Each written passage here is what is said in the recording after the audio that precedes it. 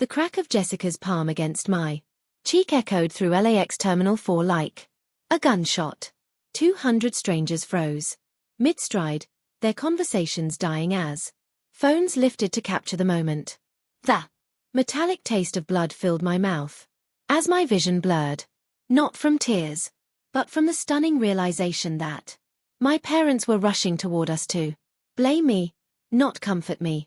They had no idea I'd just funded their entire Hawaii vacation. They had no idea that in 5 minutes I'd make a decision that would leave them stranded and every witness in that terminal speechless. My name is Rose.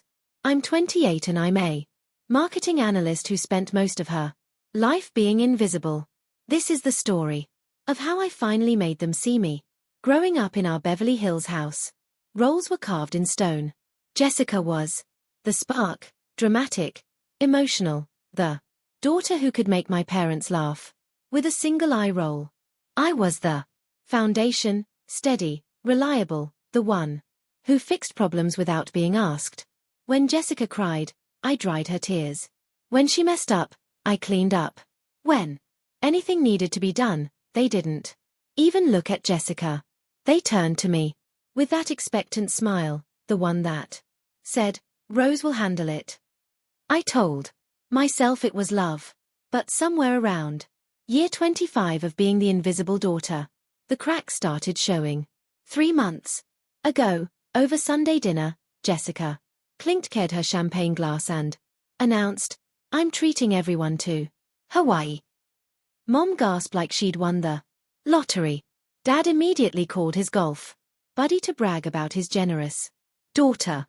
Jessica caught my eye across the table, mouthed, thank you, and smiled like we shared a private joke. Except the joke was on me. As always. For weeks, I planned everything. Flights, hotels, rental cars, excursions, premium seats because Dad's back hurts, ocean view rooms because Jessica needed space, 5-star restaurants because we deserve to celebrate. Every confirmation email hit my account. Every charge appeared on my credit card, but every compliment went to Jessica. Standing in that airport terminal, coffee trembling in my hand, I'd been hoping this trip might finally change things. Maybe being away together would soften the edges. Maybe we could actually enjoy something as a family. I was catastrophically wrong. What did you do to her, Rose? Dad. Voice cut through the terminal chaos. Before he even looked at my swelling cheek, Jessica buried her face in Mom's shoulder, her voice trembling on cue. She's been ruining the trip all week. I can't take it anymore. The lie slid out so smoothly, it barely surprised me anymore. What shocked me was watching my parents accept it instantly. Mom stroke Jessica's hair while glaring at me over her shoulder. Why can't you just let your sister enjoy herself? And there it was. Our family script performed for a terminal full of strangers. But standing there, surrounded by phone cameras and whispered conversations, something different happened. Instead of the usual shame spiraling through my chest, I felt something cold and sharp click into place. Clarity. The graduation party flooded back. Jessica barely passing high school while I quietly paid $2,000 for decorations so she could have the celebration just like everyone else. She'd given a speech thanking Mom and Dad for everything. Everyone applauded. I stood by the grill holding burgers, smiling like it didn't matter. The apartment. 2 years later, Jessica twirling through empty rooms with keys I'd enabled her to get by, co-signing when her credit wouldn't qualify her for a cardboard box. She'd posted on Instagram about being finally independent, never mentioned my name. The engagement ring, $5,000 I'd lent her for the boyfriend who eventually left.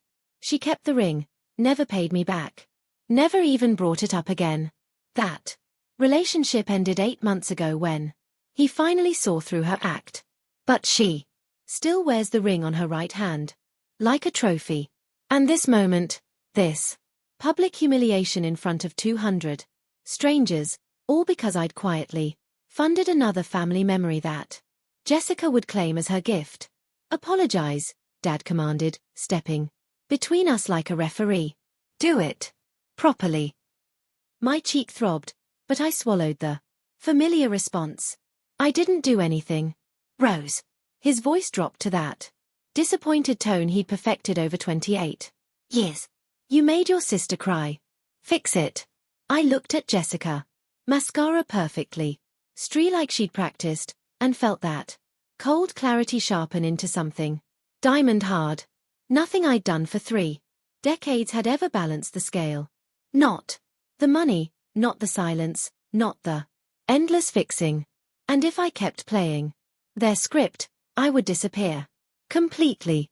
I need a minute, I whispered. Dad waved dismissively. Fine, but don't wander off. Boarding is soon. Jessica sniffed dramatically. Just keep her away from me. Keep me away like I was the danger. I walked toward the restroom slowly, like someone steadying herself after a blow she never saw coming. But with each step, the trembling stopped. By the time I reached a quiet corner near the vending machines, my hands were steady. I pulled out my phone and opened my email. Every confirmation stared back at me. Flights, hotel, rental car, tours. My name, my card, my payments, and an idea, quiet and perfectly legal, crystallized in my mind. I opened the airline app and dialed customer service. How can I help you today? A calm voice answered. I need to cancel 3 tickets from a reservation, I said, my voice steady as stone. 3 tickets? Yes, keep only the one under Rose Morrison. Understood. There will be cancellation fees, but since the payment originated from your account, the travel credit returns to you. Perfect. Go ahead. With a series of clicks, the balance of power in my family shifted for the first time in 28 years. Next came the hotel. I'd like to modify my reservation, change it to 1 room, 1 guest. Then the rental car. Downgrade to a compact single driver. Every call made me lighter. Every refund felt like pieces of my soul returning home.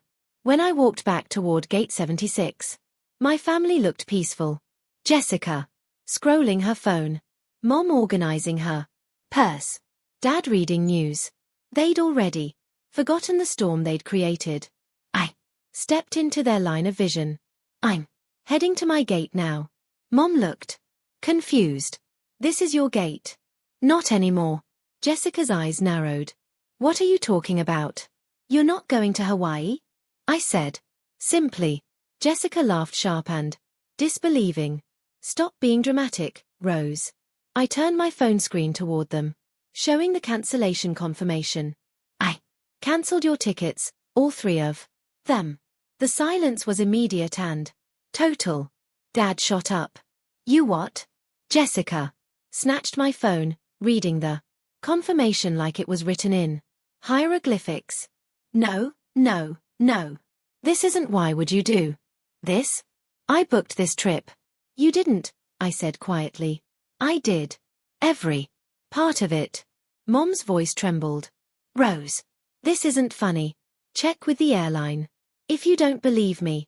Dad immediately called, his voice firm as he recited the confirmation code to the agent.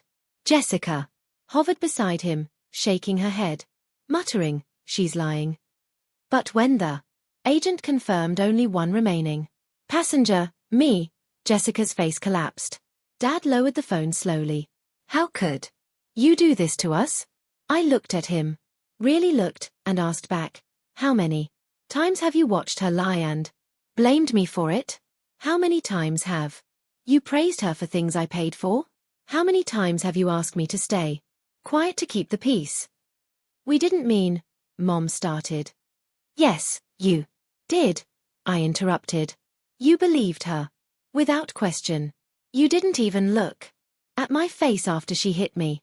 You just took her side because that's what you always do. Jessica's performance cracked. Rose, please. I didn't mean you. Meant every part of it, I said. And I meant this.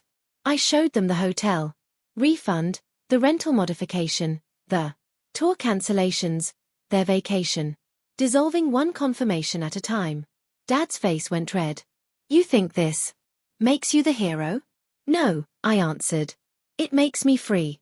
The boarding announcement chimed overhead. Now boarding Group A for Honolulu. My group. Dad stepped in front of me. If you walk through that gate, don't expect to come back. I looked at him without flinching, without folding, without shrinking. I'm not the one who left. You did that a long time ago. I stepped around him. No one stopped me this time. The gate agent scanned my ticket and said quietly, rough day. I smiled. Getting better. Walking down the jet bridge, the weight lifted from my chest. With every step. Through my window seat, I watched my family in the terminal. Jessica pacing frantically. Mom crying into her hands. Dad arguing with a gate agent like he could force reality back into the shape he wanted. They looked lost, like actors who'd forgotten their lines when someone finally rewrote the script. Hawaii was everything I dreamed it could be. The ocean stretched endlessly blue, making me feel both small and infinite. I snorkeled, hiked, ate alone without apologizing. My phone buzzed constantly, calls, texts, voicemails cycling through anger, manipulation, and eventual desperation. I silenced all of it. On my flight home, I found a letter waiting at my apartment. My parent had written pages, admitting the favoritism, acknowledging the blind spots, apologizing for 28 years of taking me for granted. I read it twice, then placed it gently in a drawer. I wasn't ready to respond, but for the first time in my life, the choice was entirely mine. 6 months later, Jessica called. She'd been evicted and needed money. The old Rose would have transferred funds immediately. The new Rose listened to her sober story and said, "That sounds really hard. I'm sure you'll figure it out." I hung up and didn't lose a minute of sleep. I've learned that peace doesn't come from keeping quiet. It comes from finally choosing yourself. My family may never change, but I'm no longer carrying the weight of their choices. Setting that boundary wasn't cruel. It was survival. If this story feels familiar, you're not alone. Sometimes the people who should protect us are the ones who need protecting from us the most.